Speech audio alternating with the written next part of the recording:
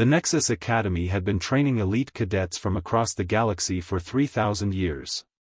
Students from every major species attended, learning advanced mathematics, quantum mechanics, and interstellar navigation. The Academy prided itself on its perfect safety record and its state-of-the-art facilities, including the Omniscient Intelligence Matrix, a supercomputer so advanced that it could calculate the trajectory of every star in a 1,000 light-year radius simultaneously. When the first cohort of human cadets arrived, the Academy administrators were skeptical. Humans came from Earth, Deathworld, a planet so hostile and unpredictable that its inhabitants had evolved under constant existential pressure. Most galactic species considered Deathworlders to be volatile and unpredictable. But the humans had earned their place through exceptional entrance examinations.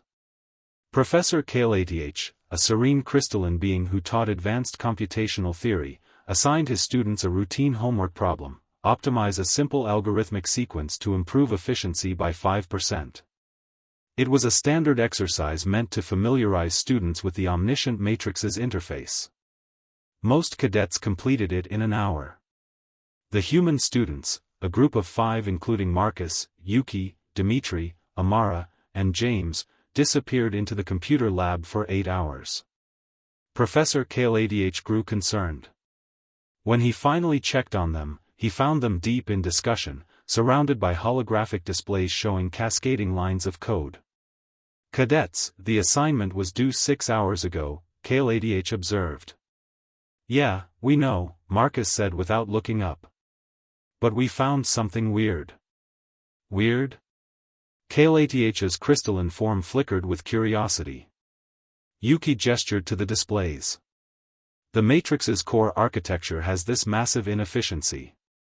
"Like, massive?"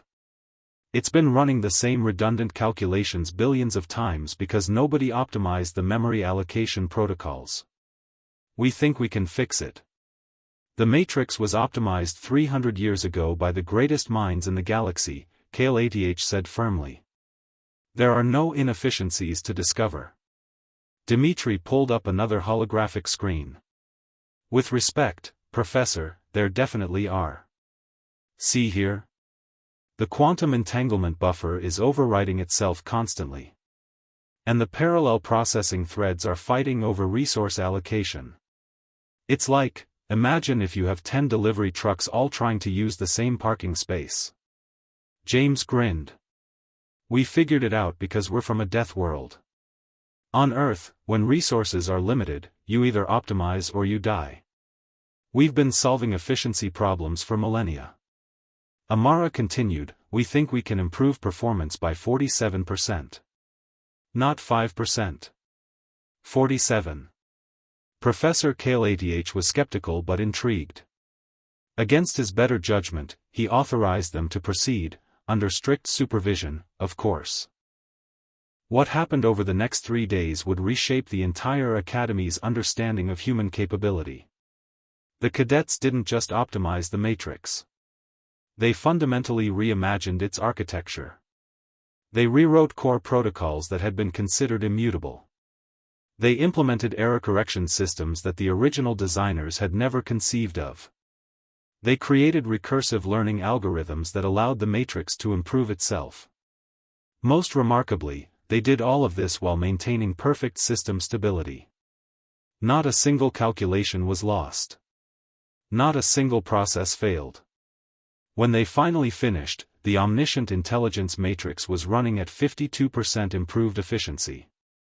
It was faster, smarter, and more capable than it had ever been in 3,000 years of operation. The Academy's entire administration arrived to witness the results.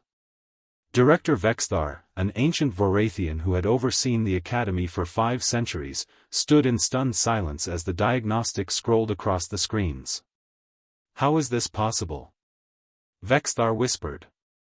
"This should have taken a team of expert programmers months to accomplish. These are children." Marcus shrugged. "Back on Earth, when we were kids, we'd hack into security systems just to see if we could. We'd modify software to make games run better on older hardware. We learned to be creative with limited resources because we had to be. Everything on our planet tries to kill us. We got really good at solving problems fast. Yuki added, plus, we were bored with the homework. 5% felt like cheating ourselves.